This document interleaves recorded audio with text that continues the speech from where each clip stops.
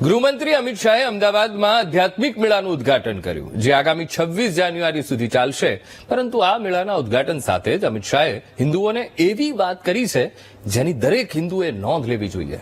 શું કહ્યું શાહે અને કેમ ખાસ એ આધ્યાત્મિક મેળો? આવો જોઈએ.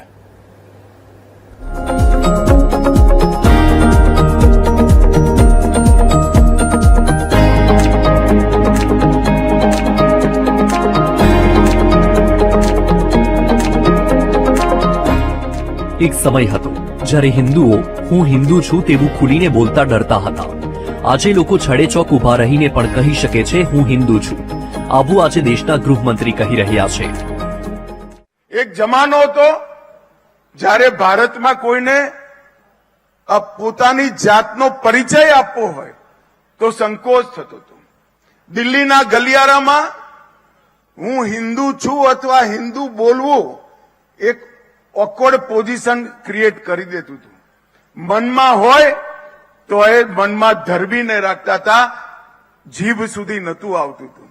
અને 10 વર્ષની અંદર પરિવર્તન આવ્યું કે ખુલીને આજે આપણા આઈડિયોલોજીના બધા કામોની લગભગ પરિપૂર્તિ થઈ ગઈ. અમદાવાદના જીએમડીસી ગ્રાઉન્ડમાં આધ્યાત્મિક મેળાના ઉદ્ઘાટન પ્રસંગે આ વાત ગૃહમંત્રી અમિત શાહે કહી છે, જેમાં 100 આના સત્ય પણ છે. કારણ કે પહેલા હું હિન્દુ છું તેવું લોકો જાહેરમાં કહેતા પણ ડરતા હતા, પરંતુ આજે લોકોમાં કોઈ પણ પ્રકારનો ડર રહ્યો નથી.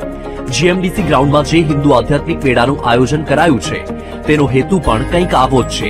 જો કે આ પ્રસંગે ગૃહમંત્રીએ વાતમાં સોમનાથ મંદિરને સોનાનું મંદિર બનાવવાની પણ વાત કરી.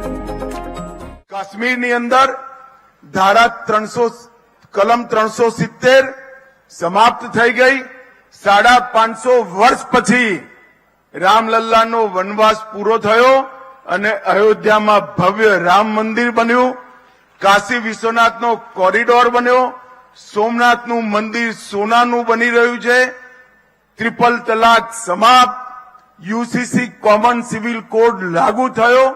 અનેક કામો આપણી વિચારધારાના આઝાદી પછી 7 દશકા સુધી જેને હાથ લગાવવાની કોઈએ હિંમત નથી કરી, એ 10 વર્ષની અંદર બધા કામો પૂરા થઈ ગૌરવ સાથે આજે ભારત દુનિયાની સામે ઊભું છે.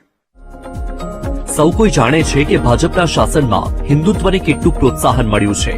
હિન્દુઓના આસ્થાના ધામો પર જે કબજા થયા હતા તે હવે ખુલ્લા થઈ ગયા છે. હિન્દુઓ કોઈ પણ સંકોચ વગર પોતાના ઈષ્ટદેવની પ્રાર્થના કરી શકે છે.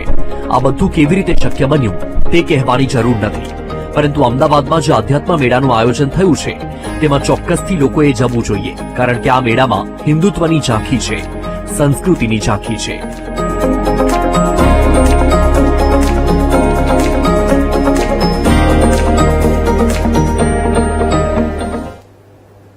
સનાતનની મહિમા જ અનેરી છે. વિશ્વભરના લોકો સનાતન ધર્મનો અંગીકાર કરી રહ્યા છે અને મહાકુંભમાં ભવ્ય હિન્દુત્વના દર્શન કરી શકાય છે. આસ્થાનો સંગમ આવો ફરી ક્યારે જોવા મળશે એ તો નથી ખબર, પરંતુ આજે વિશ્વ પણ એ માની ચૂક્યું છે કે હિન્દુત્વથી મોટો કોઈ ધર્મ નથી. એક વાત એ પણ સ્પષ્ટ છે કે ભારતને હિન્દુ રાષ્ટ્ર બનતા હવે કોઈ રોકી નહીં શકે.